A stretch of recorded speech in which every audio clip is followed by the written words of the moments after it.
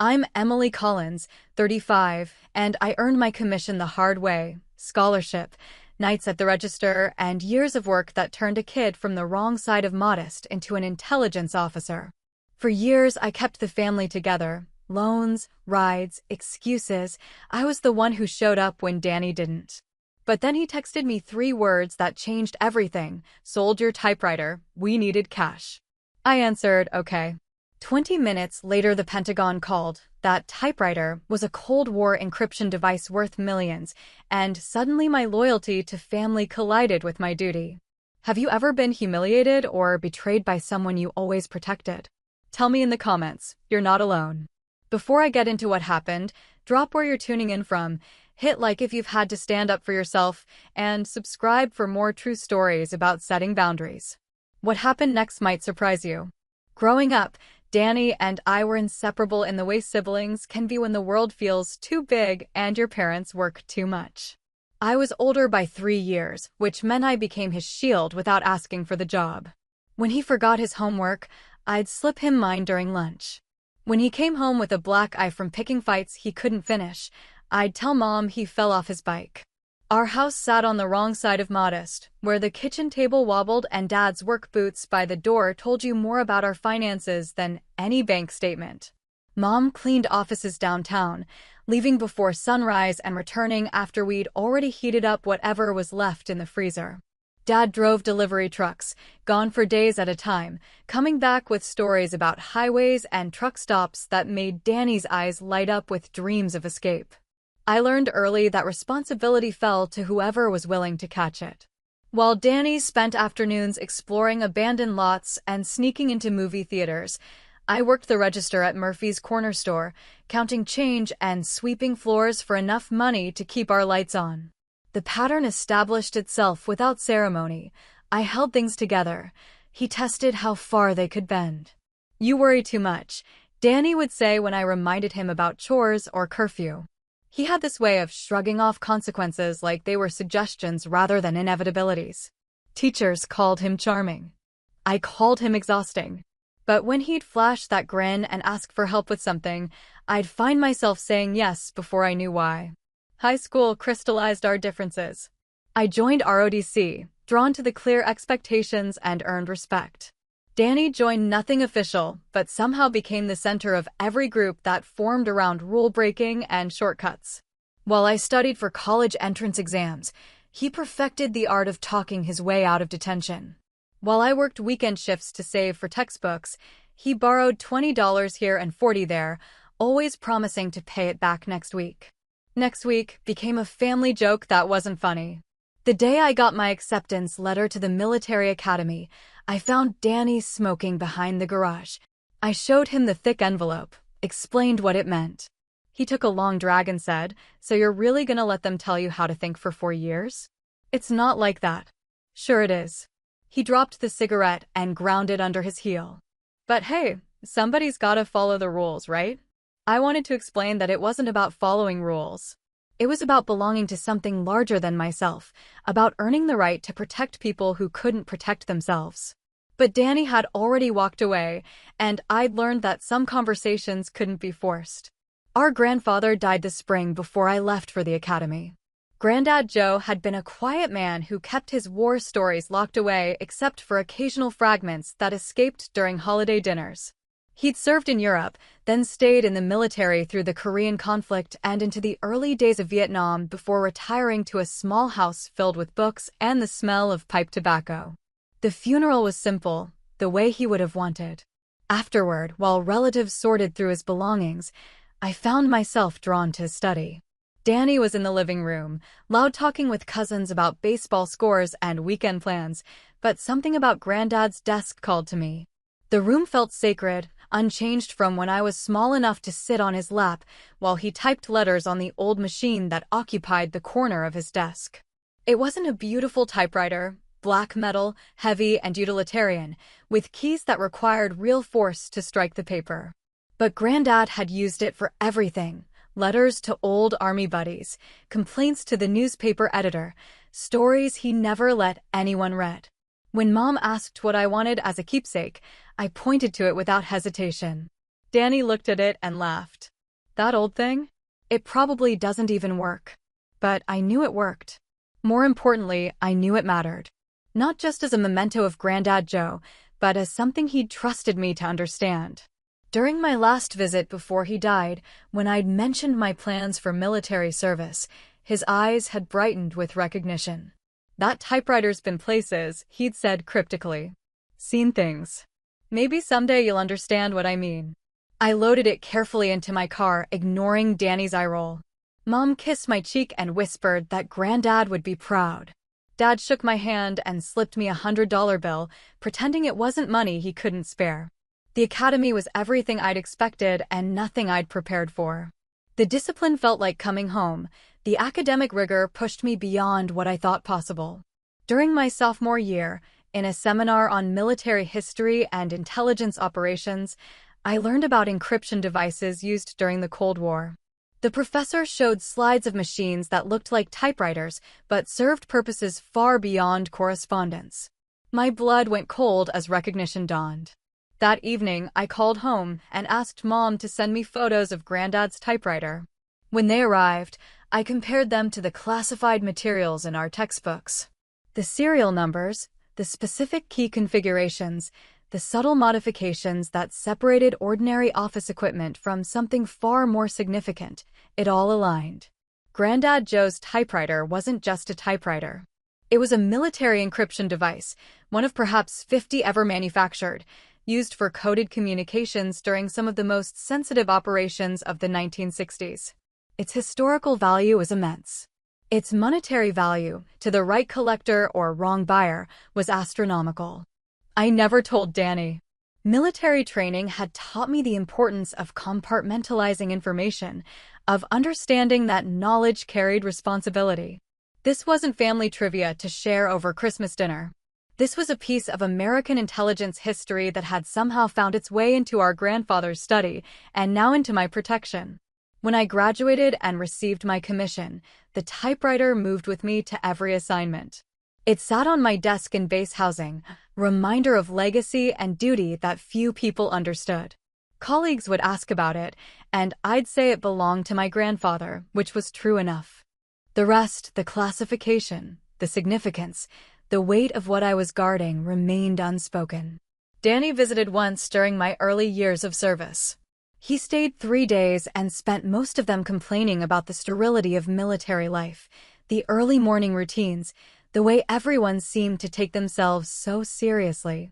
On his last day, he gestured toward the typewriter and said, "Still hanging on to Granddad's junk, I see." "It's not junk. Whatever helps you sleep at night." He was already reaching for his jacket, eager to return to whatever version of freedom he'd constructed for himself. "Just don't let all this uniform stuff make you forget how to live." The door closed behind him, and I sat alone with the typewriter, understanding for the first time that Danny and I weren't just different, we were becoming strangers.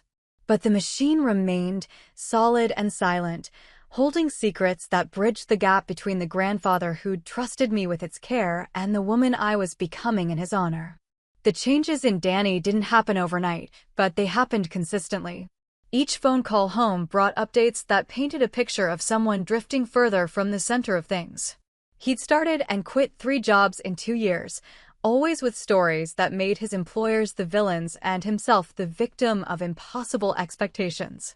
He'd moved apartments twice, once because the landlord was unreasonable about late rent, once because the neighbors were uptight about noise complaints. Mom's voice carried worry she tried to hide. "He's just finding himself," she'd say, but finding himself seemed to involve losing everything else. Dad was less diplomatic during our conversations, using words like responsibility and consequences with the weariness of someone who'd had the same argument too many times. The friends Danny surrounded himself with reflected his changing priorities. Where he'd once been impulsive but harmless, his social circle now revolved around people who viewed steady employment as selling out and paying bills as optional. They spoke in the language of quick schemes and easy money, dismissing traditional paths as traps for people too afraid to really live. During one of his rare calls, Danny described his new friends with the enthusiasm he'd once reserved for baseball cards or summer adventures. They were real, he said, unlike the people who worked 9-to-5 jobs and worried about credit scores. They understood that life was meant to be lived, not planned to death. I listened and said little, recognizing the tone of someone trying to convince himself as much as his audience. Military service had taught me to identify rationalization, the mental gymnastics people performed to justify choices they knew weren't serving them well. Danny had become fluent in it. "You sound like you disapprove," he said during one particularly long monologue about the freedom of living without commitments. "I just hope you're happy." "I'm happier than I've ever been." But something in his voice suggested happiness and happiness weren't the same thing, that what he called freedom might feel more like drifting to someone standing on solid ground. The sarcasm crept in gradually. When I mentioned a promotion, Danny would respond with comments about climbing ladders and playing politics. When I described the satisfaction of meaningful work, he'd counter with observations about following orders and surrendering autonomy. Our conversations began to feel like debates he was having with himself, with me as the convenient representative of everything he'd rejected. "Must be nice," he'd say when I mentioned stable housing or regular paychecks, living by someone else's rules. What hurt most was his dismissal of things that mattered to me. When I earned commendations or took on leadership roles, Danny would change the subject or make jokes about gold stars and teachers' pets. When I talked about the honor in serving something larger than myself, he'd respond with eye-rolling references to propaganda and brainwashing.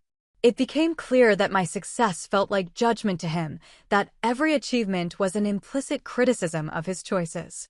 Rather than finding pride in his sister's accomplishments, he seemed to view them as evidence of his own failures. The distance between us wasn't just geographical anymore, it was philosophical, emotional, fundamental. The typewriter became a particular target of his mockery. During his last visit to my apartment, he gestured toward it with disdain. "Still keeping Granddad's museum pieces? It means something to me. It's a paperweight." He'd picked up a framed photo from my shelf, one of Granddad in his army uniform, and set it down with deliberate carelessness. "All this ancestor worship isn't healthy. You're living in the past." I wanted to explain that preservation wasn't worship, that honoring legacy wasn't the same as living in the past. But Danny had already decided what my motivations meant, and arguing would only confirm his belief that I'd become too rigid to understand freedom. The borrowing continued, though it took new forms. Instead of asking for money directly, Danny would mention problems that money could solve, then wait for me to offer solutions. The car needed repairs he couldn't afford. The security deposit for a new apartment was just out of reach. His friends had opportunities that required small investments he couldn't make. I helped because I still believed in the possibility of change, because blood meant something even when everything else felt strained. But each transaction felt less like helping family and more like enabling choices I couldn't respect. Danny would thank me with enthusiasm, promise swift repayment, then act surprised when I mentioned the debt weeks later. "I thought that was a gift," he'd say, or "I didn't realize you were keeping track," as if my memory of our agreement was somehow petty or unexpected. The pattern exhausted me. His requests, my reluctant assistance, his temporary gratitude, his eventual resentment when I expected follow-through. We were trapped in a cycle that served neither of us well, but breaking it felt like abandoning him completely. So I continued, hoping that eventually he'd find stability, that my support would provide the foundation for better choices. Instead, it seemed to reinforce his belief that consequences were negotiable, that someone would always appear to catch him when he fell. I was learning the difference between helping and enabling, between love and codependency, but the lessons came slowly and at great cost to both of us. The text arrived on a Tuesday morning while I was reviewing intelligence reports in my office. 3 words that changed everything: sold your typewriter for $150. We needed cash. I stared at the screen, reading the message repeatedly as if the words might rearrange themselves into something less catastrophic. A second text followed immediately: finally stopped clinging to junk. My hands remained steady as I typed back, "Okay." But inside, everything was collapsing. Danny had no idea what he'd done. To him, he'd sold an old typewriter gathering dust in his sister's apartment, probably feeling proud of his resourcefulness, maybe even believing he was doing me a favor by clearing out meaningless clutter. He'd seen dollar signs where I saw history, opportunity where I saw sacrilege. The encryption device was worth $7.5 million to the right buyer. More importantly, it contained technology that shouldn't exist in civilian hands, components that could be reverse-engineered or sold to hostile parties. What Danny thought was a harmless antique was actually a piece of classified military equipment that I'd been safeguarding without authorization, trusting that its presence in my home would never become an issue. I closed my office door and tried to think through the implications. The device would surface somewhere: auction house, private collection, black market. When it did, its serial numbers would trigger alerts in databases maintained by people whose job was to track exactly these kinds of security breaches. The trail would lead back to me, to questions I couldn't answer without destroying my brother and possibly my career. Military protocol was clear: unauthorized possession of classified materials, regardless of how they were acquired, was a serious offense. The fact that I'd inherited the device wouldn't matter if I'd failed to report its existence. The fact that I'd kept it secure in my home wouldn't matter if someone else now had access to its secrets. But none of that mattered as much as the betrayal itself. Danny had entered my home, identified something he thought might have value, and sold it without asking. He dismissed years of my expressed attachment to Granddad's belongings as sentimentality over junk.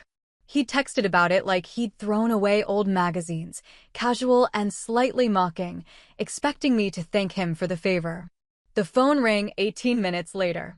"Major Collins?" The voice was crisp, professional, carrying the weight of authority I'd learned to recognize. "This is Colonel Martinez from Pentagon Security. We need to discuss a matter of some urgency regarding equipment that may have been in your possession." "Yes, sir." "Are you familiar with a cryptomechanical device, model CMC-47, serial number 847291? I closed my eyes. "Yes, sir. That device has surfaced in a civilian marketplace. Our records indicate it was assigned to your grandfather, Sergeant First Class Joseph Collins, in 1964. Can you explain how it left secure custody?" The question hung in the air like smoke from an explosion. I could lie, claim ignorance, pretend I'd never seen the device or known its significance. I could protect Danny by taking full responsibility, accepting whatever consequences came from unauthorized possession of classified materials. Or I could tell the truth and let the chips fall where they would.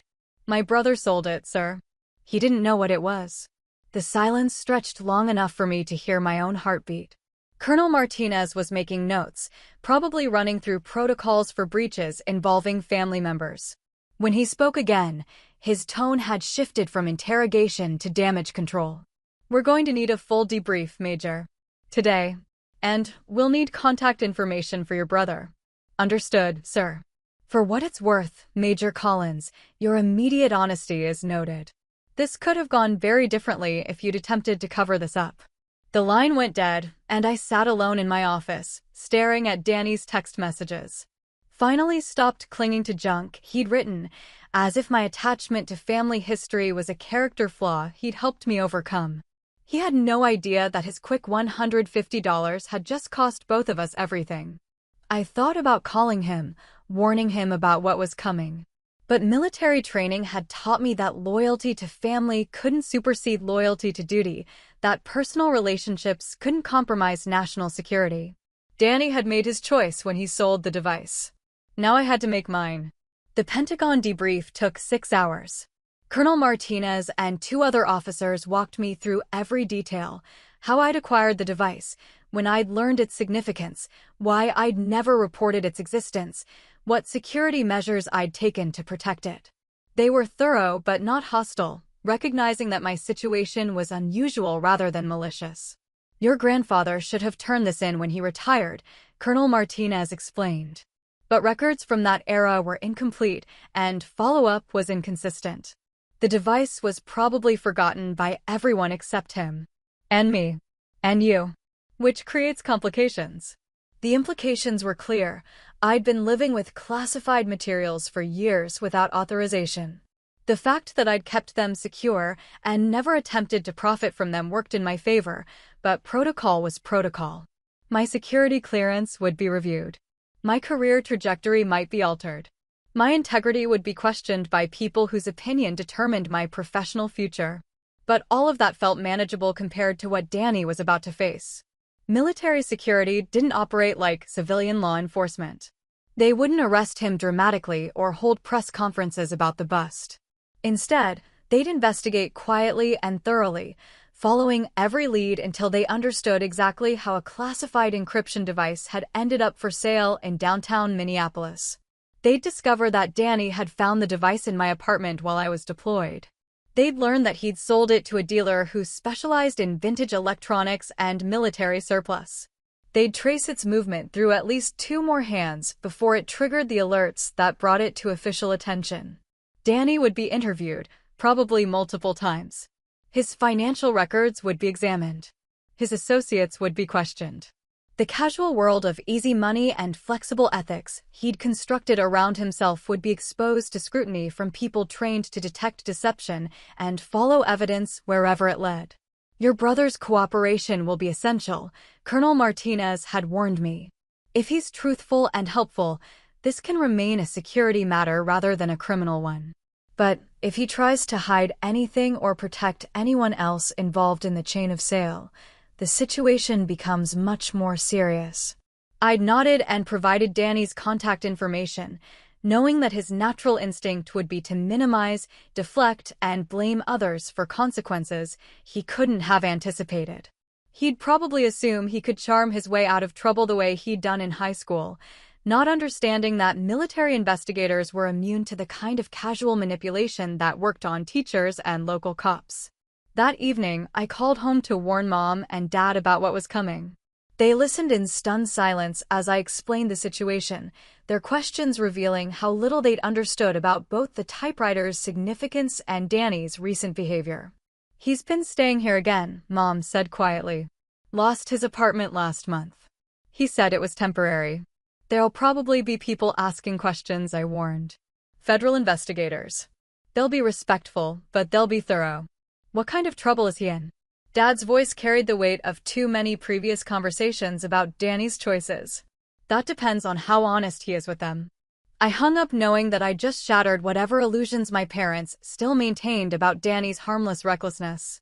The son they'd been making excuses for was about to face consequences that couldn't be negotiated or charmed away, and their daughter was the one who'd set those consequences in motion. Sleep didn't come easily that night. I kept thinking about Danny's text message, his casual dismissal of something I'd treasured. Finally stopped clinging to junk he'd written, as if helping me clear out meaningless clutter. He'd been so proud of his initiative, so certain he was doing me a favor by converting worthless antiques into useful cash.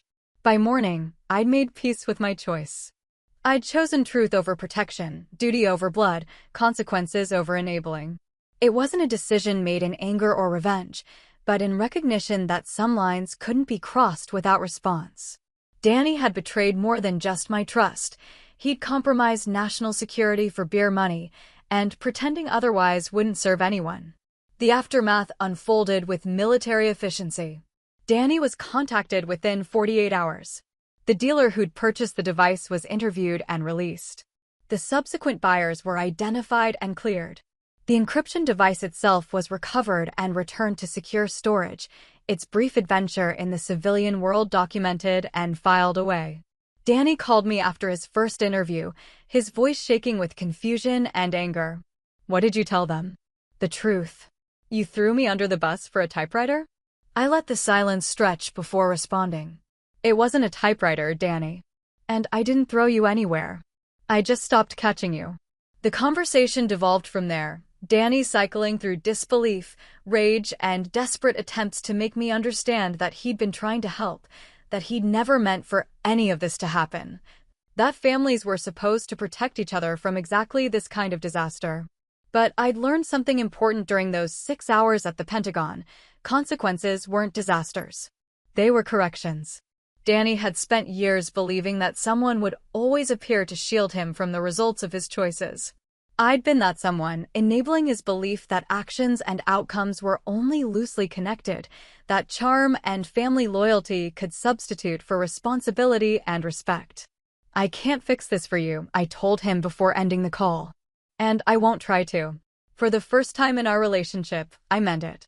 Colonel Martinez called me a week later with an update. Danny had been cooperative during his interviews, providing detailed information about how he'd accessed my apartment and sold the device. His story was consistent and appeared truthful. More importantly, the investigation had revealed no evidence of malicious intent or ongoing security risks. "Your brother made a stupid mistake," the colonel said. "But it was stupidity, not treason. That matters in how we handle this." The resolution was anticlimactic in the way that real consequences often are. Danny received a formal warning about handling classified materials and was required to sign agreements acknowledging the seriousness of what had occurred. His financial records were flagged for future monitoring. His associates were noted in security databases. But there were no arrests, no trials, no dramatic confrontations. Just the quiet weight of understanding that actions have results, that some mistakes create permanent records, that the adult world operates according to rules that don't negotiate with good intentions or family connections. My own review took longer, but reached similar conclusions. I received official censure for failing to report the device's existence, along with mandatory retraining on security protocols. My clearance was maintained, my career prospects remained intact, but the incident would follow me through every future background check and promotion review. "You handled this correctly once it began," Colonel Martinez told me during our final meeting. "Your immediate honesty prevented a much more serious situation." That counts for something. What counted for more was the realization that I'd finally stopped protecting Danny from himself. For years, I'd cushioned his falls and cleaned up his messes, believing that family loyalty required unconditional support. But I'd learned the difference between love and enabling, between helping and harm. Danny didn't see it that way. In the weeks that followed, he sent angry texts and left voicemails accusing me of betrayal, of caring more about my precious career than my own brother, of choosing strangers over family when it mattered most. He told relatives that I'd destroyed his life over a grudge, that military life had made me cold and calculating, that he'd never forgive me for putting duty before blood. I listened to the messages and felt sad but not guilty. Danny's version of events cast him as the victim of my rigidity, but the truth was simpler. He'd stolen something valuable from someone who loved him, and when caught, he'd faced consequences he couldn't charm away. My role had been to tell the truth when asked, nothing more or less. The real tragedy wasn't what I'd done to Danny, but what Danny had done to us. He'd taken something irreplaceable, not just the encryption device, but the trust that had survived years of smaller betrayals, and traded it for $150 and the temporary satisfaction of proving that my attachment to junk was pointless sentiment. He'd succeeded in that goal. The typewriter was gone, along with the last physical connection to Granddad Joe and the quiet pride I'd taken in safeguarding family history. But in losing those things, I'd gained something more valuable, the understanding that love without boundaries isn't love at all, but a form of self-destruction that serves no one. Danny spent the next several months discovering what life looked like without his sister's safety net. His friends, already nervous about association with someone under federal investigation, began avoiding him entirely. The quick money schemes and casual rule-breaking that had seemed harmless when consequences were theoretical became untenable when every misstep might trigger additional scrutiny. He lost the job he'd been working sporadically, not because of the investigation directly, but because irregular attendance and casual attitude toward responsibility were luxuries he could no longer afford. The apartment he'd been sharing with friends became unavailable when they decided his presence created complications they didn't need. Mom called with updates that tracked his decline with the precision of a medical chart. He'd moved back home, then fought with Dad about house rules and expectations. He'd applied for legitimate work, but struggled to explain gaps in his employment history and the sudden need for stable income. He'd reached out to old friends who'd moved on to marriages and mortgages, discovering that adult friendships required reciprocity he'd never learned to provide. "He asks about you," Mom would say carefully, testing whether I'd softened enough to resume my role as family protector. "What does he ask?" "Whether you might help him find work. Whether you'd consider giving him a reference." Whether you think this will blow over if he just keeps his head down. I understood what she wasn't saying, that Danny still believed this was a temporary setback, that eventually I'd forgive him and everything would return to the familiar pattern of his problems, becoming my responsibility. He was waiting for me to rescue him from consequences the way I'd always done before, not understanding that the person who'd enabled that pattern no longer existed. He needs to figure this out himself, I'd tell Mom, hearing her disappointment in the silence that followed. But I also heard relief. For years, my parents had watched me sacrifice my own interests to manage Danny's crises, had seen how his emergencies became my obligations. They'd never asked me to play that role, but they'd accepted it because it kept peace in the family and hope alive that Danny might eventually mature into responsibility. Now they were learning what I discovered, that protecting someone from consequences doesn't teach them to make better choices. It just teaches them that choices don't matter because someone else will manage the results. Danny's current struggles weren't punishment for past mistakes. They were education he'd avoided for years. The transformation wasn't dramatic or sudden. There were no breakthrough moments of clarity or tearful reconciliations. Instead, Danny slowly began adapting to a world where his problems remained his own, where charm and family connections couldn't substitute for reliability and effort. He found part-time work at a warehouse, loading trucks and taking inventory. The pay was modest, the hours were early, and the supervisors had no patience for the casual attitude that had cost him previous jobs. But it was steady, and steady began to matter in ways it never had before. He moved into a studio apartment in a part of town he'd previously dismissed as beneath his standards. The neighbors were quiet, the building was old, and the rent consumed most of his income. But it was his, secured through his own efforts rather than family intervention or borrowed money. Most importantly, he stopped asking for help. The requests for loans and references and problem-solving ceased, replaced by brief updates about work schedules and apartment maintenance. When we spoke, rarely and carefully, he sounded different. Not happy necessarily, but solid in ways he'd never been when happiness came easily. "I get it now," he said during one conversation, months after the investigation had closed. "What you were trying to tell me all those years. What was I trying to tell you? That actions have consequences. That you can't just wish problems away. That other people's kindness isn't unlimited." He paused, and I could hear him choosing words carefully. "That family doesn't mean someone else cleans up your messes." It wasn't an apology exactly, but it was acknowledgement.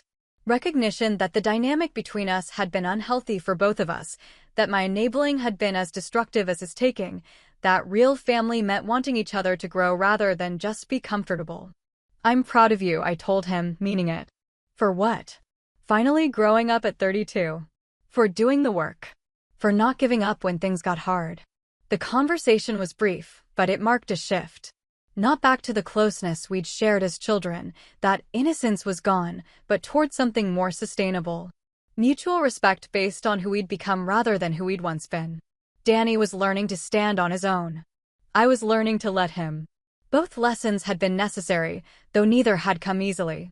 The encryption device that had triggered this transformation was back in Pentagon storage, its brief adventure in the civilian world reduced to a file number and security briefing. But its real legacy lived in the space between Danny and me, in the understanding that sometimes love means stepping back rather than stepping in, that family can survive betrayal if it's followed by truth.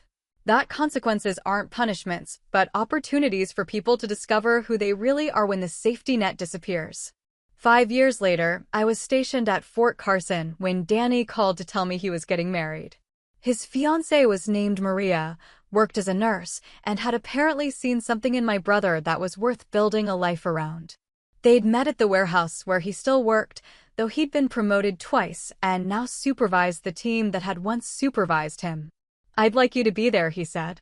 "If you want to be." It was the first time he'd invited me to anything in years.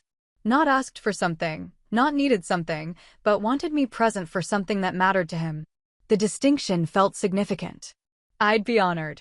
The wedding was small, held in the backyard of the house Danny and Maria had bought together.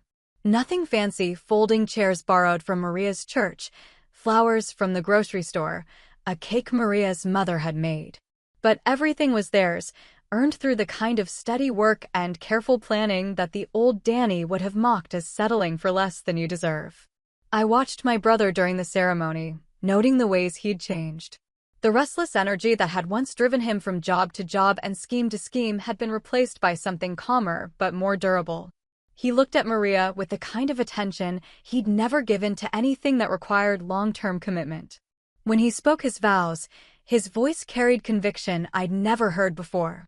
During the reception, we found ourselves standing together on the edge of the celebration, watching Maria's nieces chase each other around the folding chairs while elderly relatives shared stories and wedding cake. "Thank you," Danny said quietly. "For what?" "For not bailing me out when the shit hit the fan. For making me figure it out myself." He gestured toward the house, the celebration, the life he'd built. "None of this would exist if you'd kept rescuing me from my mistakes." I thought about the encryption device, about Granddad Joe's typewriter, about the moment when Danny's text had changed everything between us. The betrayal had felt devastating at the time, a violation of trust that seemed unforgivable. But it had also been necessary, the catalyst that forced both of us to examine patterns we'd fallen into without choosing. "I'm sorry it took so long," I said. "I should have stopped enabling you years earlier. You were being a good sister." Or what you thought being a good sister meant. "What does it mean now?" Danny smiled, and for the first time in years, it reached his eyes. "Wanting me to be happy. Actually happy, not just comfortable. And trusting me to figure out how to get there myself." Maria appeared beside us, carrying 2 pieces of cake and wearing the satisfied exhaustion of someone whose important day had gone exactly as planned. She handed Danny a plate and kissed his cheek, and I saw something in the gesture that I'd never seen in his previous relationships: mutual taking care of each other, partnership based on choice rather than need. "Your brother's been telling me stories about you," Maria said. "About growing up, about the military, about that crazy typewriter situation." I glanced at Danny, surprised he'd shared that story. "It's not a secret," he said. "It's just part of how we got here." Maria nodded as if this made perfect sense. Sometimes families have to break before they can heal properly. Like bones. The break hurts, but it grows back stronger if you set it right. Later that evening, after the guests had gone home and the folding chairs had been returned to the church, Danny and I sat on his front porch drinking beer and watching the sun set over the neighborhood he'd chosen to call home. It wasn't the life either of us had imagined for him when we were young. No shortcuts to wealth, no dramatic adventures, no escape from the ordinary concerns of ordinary people. But it was solid. It was his. And it was good. "Do you ever think about Granddad?" Danny asked. "About what he'd think of all this?" I considered the question, remembering the quiet man who'd kept his war stories private and his typewriter cleaned and maintained long after it had outlived its official purpose. He'd been a man who understood duty and sacrifice, who'd served his country and then his family without expecting recognition or praise. "I think he'd be proud of us," I said finally. "Both of us. For different reasons, but proud." Even though I sold his typewriter? Even though. Especially though. I finished my beer and set the empty bottle on the porch railing. He gave it to me to keep safe, but keeping it safe wasn't the point. The point was understanding what mattered enough to protect and what mattered enough to let go. Danny nodded, and we sat in comfortable silence as darkness settled around us. Somewhere in the Pentagon, Granddad Joe's encryption device sat in climate-controlled storage, its secrets preserved and its historical significance documented for future generations of intelligence officers to study and learn from. But its real purpose had been fulfilled years earlier, in a moment of betrayal that became transformation. In the space between 2 siblings who'd loved each other imperfectly but ultimately well enough to survive the necessary work of becoming who they were meant to be. The typewriter was gone, but its legacy remained. The understanding that some things are worth protecting, some relationships are worth fighting for.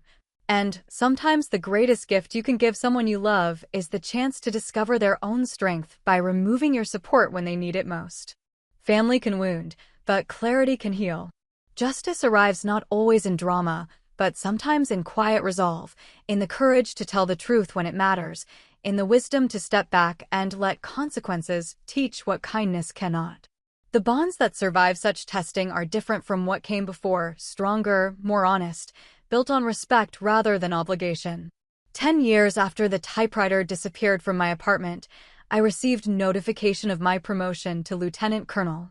The ceremony was scheduled for a Friday afternoon at Fort Bragg, where I'd been stationed for the past 18 months working in intelligence coordination. Protocol required family notification, but I'd grown comfortable with military celebrations that focused on achievement rather than personal relationships. Danny called 2 days before the ceremony. "Mom told me about the promotion," he said. "Congratulations." "Thank you." "I know it's short notice, but Maria and I were wondering if we could drive down. To be there, I mean. If you'd want us there." The offer surprised me. We'd maintained cordial contact since his wedding, but our relationship remained carefully boundaried. Holiday cards, brief phone calls on birthdays, updates on major life events delivered through Mom rather than directly. Not hostile, but not intimate either. The comfortable distance of siblings who'd learned to respect each other without requiring closeness. "You don't have to do that. It's a long drive. We want to. If you're okay with it." He paused, and I heard Maria's voice in the background, encouraging him to say something more. "I've never seen you get promoted. Seems like something I should witness at least once." There was no manipulation in his tone, no suggestion that my agreement would settle old debts or repair old wounds. Just genuine interest in sharing a moment that mattered to me, the kind of gesture that healthy families make for each other without keeping score. "I'd like that," I said, meaning it. The ceremony itself was brief and formal. 40 family members and colleagues gathered in the base chapel while Colonel Harrison read my service record and achievements. When he pinned the silver oak leaves to my uniform, I thought about the 18-year-old who'd left home determined to serve something larger than herself, about the young officer who'd struggled to balance duty and family loyalty, about the woman who'd learned that integrity sometimes required difficult choices. Danny and Maria sat in the third row, dressed in their best clothes and looking slightly overwhelmed by the military formality surrounding them. When the ceremony concluded and people began offering congratulations, I watched Danny approach with the careful respect he'd learned to show institutions he'd once dismissed. "Lieutenant Colonel Collins," he said formally, then broke into a grin. "That sounds pretty impressive." "It feels pretty good." Maria hugged me warmly, and I realized that in the years since Danny's wedding, she'd become family in ways that felt natural rather than obligated. She asked intelligent questions about my responsibilities, listened to answers with genuine interest, and made no attempt to navigate the complex history between Danny and me. Over dinner at a restaurant near the base, we talked about their life in Minneapolis, my work in intelligence, the ordinary pleasures and challenges of adulthood. Danny had been promoted again at the warehouse and was considering a move into logistics coordination. Maria was completing her nurse practitioner degree while working full-time, a schedule that would have broken the person Danny used to be, but that he now supported with the kind of steady partnership that made difficult things possible. "We're thinking about kids," Maria mentioned during dessert, glancing at Danny with the shared excitement of people who'd found something worth building on. "Nothing immediate, but soon." I felt an unexpected surge of happiness for them, recognition that they'd created something solid enough to expand. Danny would be a good father, I realized, not because he'd always been responsible, but because he'd learned responsibility the hard way and understood its value. "Uncle Danny," I said, testing the sound of it. "I like that." Later, walking around the base as evening settled, Danny and I found ourselves alone for the first time in years. The conversation felt different from our careful phone calls, more relaxed, less weighted with history. "I'm proud of you," he said as we passed the enlisted quarters where young soldiers were beginning their own military journeys. "Not just the promotion, but all of it. The whole career. The person you've become." "Thank you. I'm proud of you too." "For what?" "Finally becoming a functional adult. For doing the work.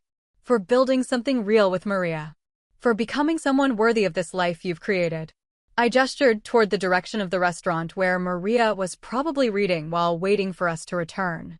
"She's good for you." "She saved my life," Danny said simply. Not dramatically, just by believing I could be better than I was. By not accepting less than my best effort.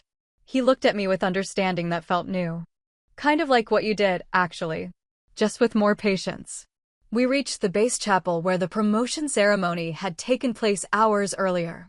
In the darkness, it looked like any small church in any small town, nothing special or intimidating. But it represented something important to me, recognition earned through years of service, respect granted by people whose judgment mattered, achievement that belonged entirely to my own efforts. I used to think you were too rigid, Danny said. All those rules, all that discipline. It seemed like you were afraid to really live. And now? Now I understand that discipline isn't about fear. It's about building something that lasts. About caring enough about the future to make sacrifices in the present. He kicked a pebble across the sidewalk. I spent years thinking freedom meant doing whatever I wanted whenever I wanted. But that's not freedom. That's just chaos that someone else has to clean up. We turned back toward the restaurant, our conversation settling into the comfortable quiet of people who'd said what needed saying. Danny had driven 6 hours to watch his sister receive recognition for 18 years of military service. I'd invited him to share a moment that defined my professional identity. These weren't gestures motivated by obligation or guilt, but by choice, the conscious decision to include each other in lives that had become meaningful and stable. Do you ever regret it? Danny asked as we reached Maria's car. The way things happened with the typewriter? The investigation, all of it. I considered the question, thinking about the path that had led from that devastating text message to this moment of mutual respect and genuine affection. The betrayal had felt like an ending at the time, the destruction of trust that seemed irreparable. But it had actually been a beginning, the start of an honest relationship based on who we really were rather than who we'd once been to each other. No, I said finally. I regret that it took so long. I regret that we both had to go through so much pain to get here. But I don't regret the result.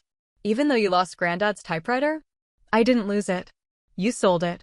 But what mattered about it, the lesson, the legacy, the understanding of what's worth protecting, that's still here. I gestured between us. This is what Granddad wanted me to keep safe. Not the machine, but the family. And not the family as it was, but as it could become if we were brave enough to tell the truth and strong enough to handle the consequences. Danny nodded, and I saw in his expression the man he'd become, someone who understood that actions had results, that relationships required effort, that respect was earned through consistency rather than granted through blood.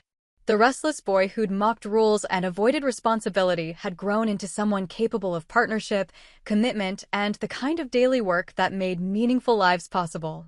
Maria emerged from the restaurant carrying a small wrapped package. I hope you don't mind, she said, handing it to me. Danny told me the story about your grandfather's typewriter, and I found something I thought you might like. Inside the package was a small silver frame containing a photograph I'd never seen before.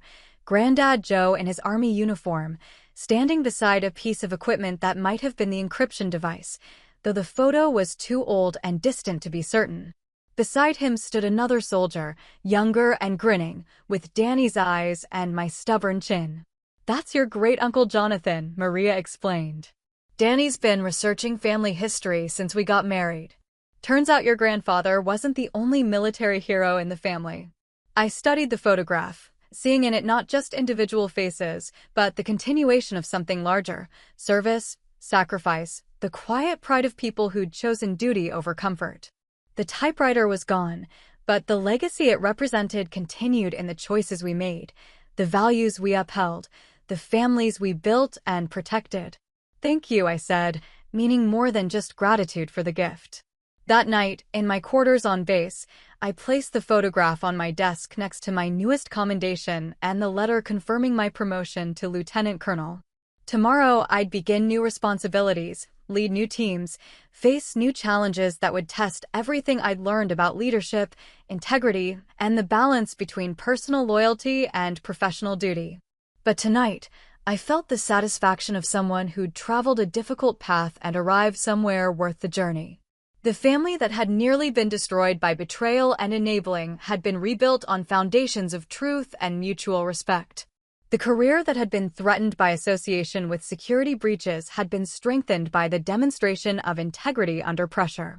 Most importantly, I'd learned the difference between protection and growth, between loyalty and enablement, between love that restricts and love that empowers. Danny had needed to fall in order to learn how to stand. I'd needed to step back in order to let him discover his own strength. The typewriter had been the catalyst, but the real work had happened in the months and years that followed, as we'd both learned to build lives worthy of the respect we now shared. The bonds that survive testing become stronger than the original connections, forged not in childhood innocence, but in adult understanding of what relationships require to endure. Family can wound, but it can also heal. Justice arrives not always dramatically, but sometimes in quiet moments of recognition, that we'd both become people worthy of each other's admiration, that the love between us had been purified by truth and strengthened by the courage to hold each other accountable. The typewriter was gone, but its real purpose had been fulfilled. Grandad Joe's legacy lived not in preserved machinery, but in the understanding that some things are worth protecting, some truths are worth telling, and some relationships are strong enough to survive the necessary work of becoming authentic. The family we'd built from the ashes of the old one was smaller, more honest, and infinitely more valuable than what we'd lost. In choosing truth over protection, consequences over comfort, I discovered that real love doesn't shield people from their choices, it trusts them to learn from those choices and become stronger because of them. Danny had proven worthy of that trust. In return, he'd given me the gift of being able to respect him not just as a brother, but as a man who'd done the hard work of growing up and building something meaningful from the pieces of his former life. The encryption device sat in Pentagon storage, its secrets secure, and its historical significance preserved. But its greatest achievement wasn't protecting national security, it was teaching two siblings that love without boundaries isn't love at all, that family loyalty means wanting each other to grow rather than just be comfortable, and that sometimes the greatest gift you can give someone is the chance to discover who they really are when the safety net disappears. We'd both fallen, in different ways and for different reasons. But we'd both learned to stand, independently and together, and that made all the difference. 3 years after my promotion ceremony, I received orders for deployment to Germany, a 2-year assignment coordinating intelligence operations across European commands. It was the kind of posting that marked a career trajectory towards senior leadership, the recognition that I'd earned the trust to handle complex, multinational responsibilities. The assignment meant leaving Fort Bragg, selling the house I'd bought near base, packing up a life I'd built over 18 months. It also meant missing Danny and Maria's first child, due 6 months into my deployment. We'd grown closer since the promotion ceremony, but geography would test whether our rebuilt relationship could survive extended separation. "It's an incredible opportunity," Maria said when I called to share the news. "Danny's so proud he can barely contain himself." "Where is he?" "Painting the nursery. Again. 3rd color this month." I heard her laughing in the background, the sound of someone whose life had become unexpectedly joyful. "He wants to talk to you about something." "Military stuff," he says. Danny's voice carried excitement when he came to the phone. "Maria's been researching family history more seriously. We found something you need to know about." "What kind of something?" Grandad Joe wasn't just any soldier. He was part of a classified unit that operated behind enemy lines during the Korean War. The typewriter, the encryption device, it wasn't just assigned to him randomly. He was specifically trained to use it for covert communications. I felt a familiar chill of recognition. Military intelligence had taught me to identify patterns, to understand that coincidences were often anything but coincidental. If Grandad Joe had been part of classified operations, his possession of the encryption device made more sense than I'd realized. "How did you find this out?" Maria's been corresponding with a historian who specializes in Korean War intelligence operations. Apparently, there are declassified documents now, interviews with surviving unit members. Grandad's name appears in several reports. The implications were staggering. For years, I'd assumed that Grandad Joe had somehow acquired the device through bureaucratic oversight, that his possession of it was an accident of incomplete record-keeping. But if he'd been specifically trained to use it, if his unit had relied on it for mission-critical communications, then his decision to keep it after retirement took on different significance. There's more, Danny continued. The historian wants to interview family members. He's writing a book about unsung heroes of the Korean conflict, and he thinks Granddad's story deserves to be told. What kind of interview? Background stuff. Family memories, personal details that humanize the historical record. Nothing classified, just the man behind the mission reports. I thought about the quiet grandfather I'd known, the way he deflected questions about his service, the careful distance he'd maintained from war stories that other veterans seemed eager to share. He'd carried secrets that went beyond family history, professional obligations that had shaped how he understood duty and discretion. I'll think about it, I said, though I already knew my answer would be yes. Granddad Joe deserved recognition for service that had remained hidden for decades. More importantly, his story might help explain why the encryption device had mattered so much to him, why he'd trusted me with its care. The deployment to Germany began with the usual challenges of international assignments, new protocols, different cultural expectations, the complexity of coordinating operations across multiple languages and military traditions. But it also offered opportunities for growth that domestic postings couldn't provide. Within 6 months, I was leading joint exercises involving American, British, and German intelligence units. The work required diplomatic skills as much as technical expertise, the ability to build trust across national boundaries while maintaining operational security. It was exactly the kind of experience that prepared officers for senior leadership roles. During quiet moments between meetings and exercises, I found myself thinking about Granddad Joe's service, about the young soldier who'd operated behind enemy lines with primitive communication equipment and enormous courage. The encryption device I'd safeguarded for years had been more than a family heirloom. It had been a tool of war, used by people who risked everything for intelligence that might save lives or prevent disasters. Danny's son was born on a Tuesday morning in October. Jonathan Joseph, named for the great-uncle Maria had discovered and the grandfather whose legacy we were slowly understanding. The video call from the hospital showed Danny holding a tiny, wrinkled baby with the same stubborn chin that ran through our family, the same alert eyes that had gotten us both into trouble over the years. "He's perfect," Danny said, his voice thick with emotion I'd never heard before. 10 fingers, 10 toes, lungs that work really well. Maria looked exhausted but radiant, cradling the baby with the confidence of someone who'd prepared thoroughly for this responsibility. "We wanted you to be one of the first to meet him, even if it's through a screen." Watching them with their son, I felt a complex mix of emotions. Joy for their happiness, gratitude that Danny had become someone worthy of this trust, sadness that geography prevented me from sharing the moment in person. But also recognition that this was how healthy families functioned, sharing important moments across whatever distance is necessary, maintaining connections that survive separation. "I'll be back for his first birthday, I promised. And Christmas, if I can manage leave." "We're counting on it," Danny said. Uncle duties start immediately, even from 4,000 miles away. The historian, Dr. Robert Chin, contacted me directly 3 weeks later. His email was professional but warm, explaining his research into classified Korean War operations and his specific interest in Granddad Joe's unit. He'd already interviewed 2 other surviving family members and had uncovered details that painted a picture of extraordinary service under impossible conditions.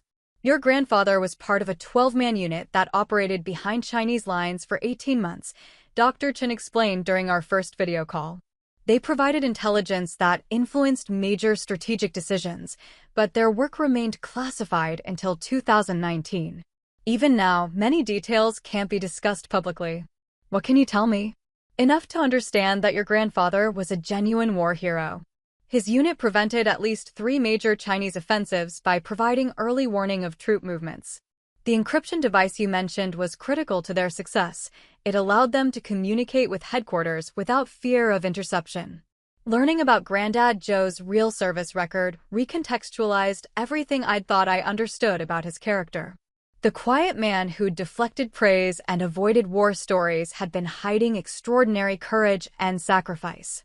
His decision to keep the encryption device hadn't been oversight or sentiment. It had been recognition of its significance to operations that had saved American lives.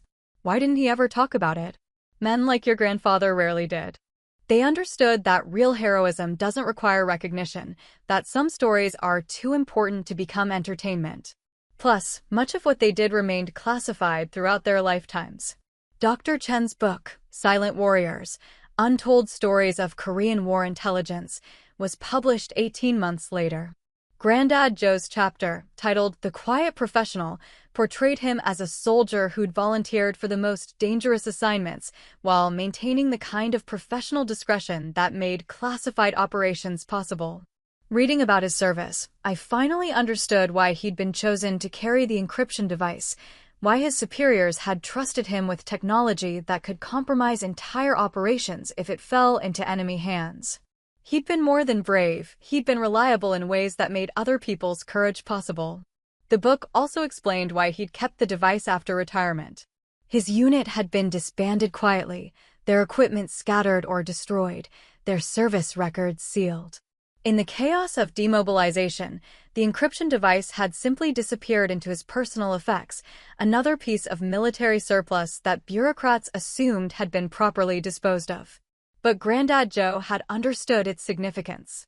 Rather than turning it in to officials who might not appreciate its historical importance, he'd preserved it as a reminder of service that couldn't be publicly acknowledged. When he'd left it to me, he'd been trusting that I'd recognize its value and protect it appropriately.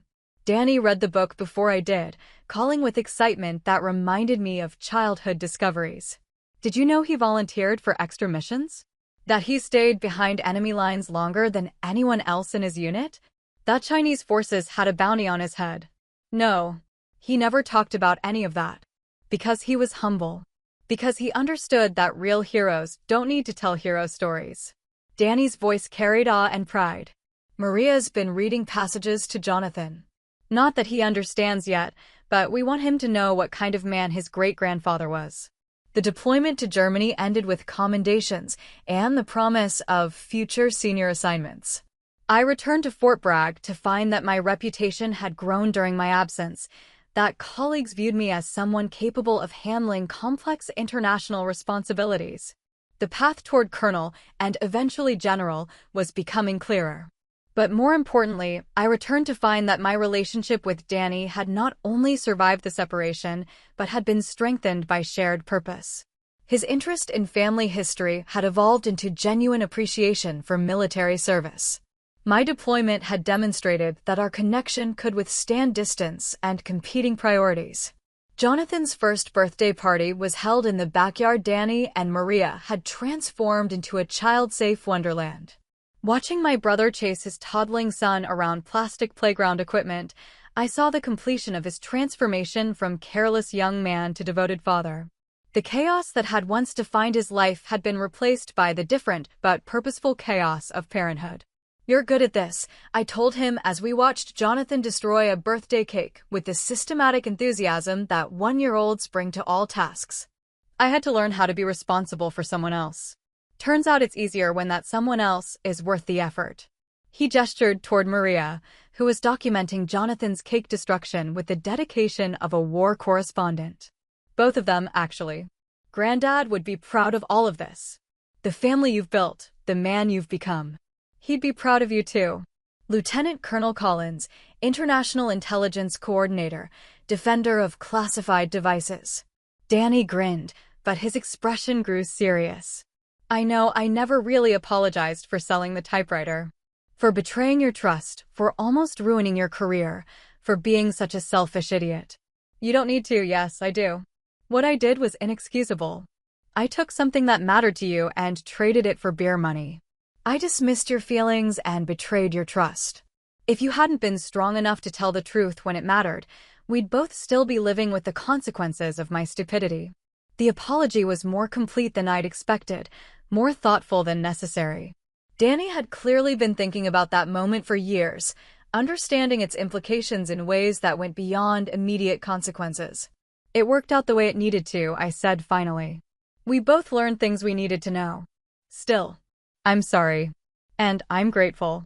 For not protecting me from the consequences, for forcing me to grow up, for trusting that I could become someone worth respecting. Jonathan chose that moment to launch himself from his high chair toward Danny, who caught him with the reflexes of someone accustomed to toddler unpredictability. Watching them together, Danny patient and attentive, Jonathan secure in his father's arms, I felt the satisfaction of witnessing transformation completed.